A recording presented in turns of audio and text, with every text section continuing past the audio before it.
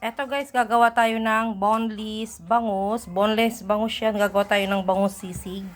Ayan, with sibuyas. Wala lang tayong bawang. Pero gagawa na natin ng paraan. Ayan, bangus sisig. Okay? Let's start. Ipaprito na natin yung ating bangus. Ayan guys, mainit na yung ating mantika. Iprito na natin yung boneless bangus. Ayan. I-flip na natin yung ating bangus. Okay. Ayan po. Ayan. Hintayin natin maluto yung kabila. Luto na yung ating bangus. Ayan. Hihimayin na natin. Ayan. Medyo naprito nating mabuti. Oh. Ayan. Okay. Mainit-init pa. Ito guys, naprito na yung ating bangus, medyo na-crispy. Kaya himay-himayin natin. Yan, mainit pa eh. Pero nasa sa inyo kung gusto nyo himayin kagad or hindi. Ako gamit ko tinidor. Okay, hanggang mamaya. Yan, hanggang matapos na natin to. Ayan guys. Okay. Ayan guys, nahimay-himay na natin. Alisan natin ang tinik to. Kasi boneless nga siya pero meron pang mga tinik. Ayan guys. Ayan, alisan pa natin ang tinik. Ayan, okay.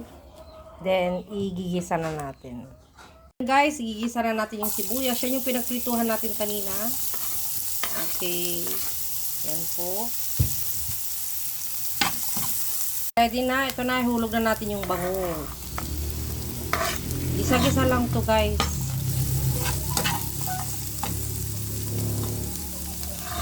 Ayan, gisa natin. Then later, pwede na to. Ito, lagyan na natin ng egg. Isa.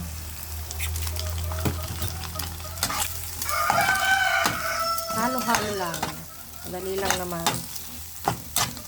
Walang sizzling plate, kaya dito na natin ilalagay mamaya yung bala. Okay. Then lagyan natin ng mayonnaise. Hindi ko na to tinimplahan kasi boneless bangus, meron na siyang timpla, kaya may mayonnaise na natin. Ayan, konti lang.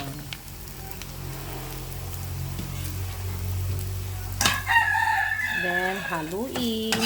Lutuin natin hanggang mamaya. Hanggang maluto yung mayonnaise. Lagyan natin ng toyo.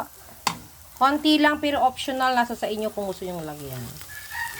Okay. Lagyan natin ng konting pepper. Ayan. Ayan, maluluto na yan hanggang mamaya. Gisa-gisa lang to. Ayan. Homemade bangus sisig. Kanya-kanyang version. Wala lang kaming sili. Yung sili green. Ayan.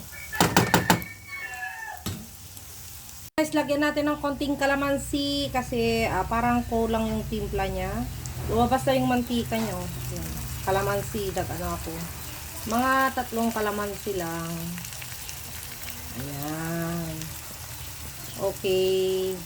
Guys, luto na yung ating bangus sisig, ipi-plating na natin dun sa balat.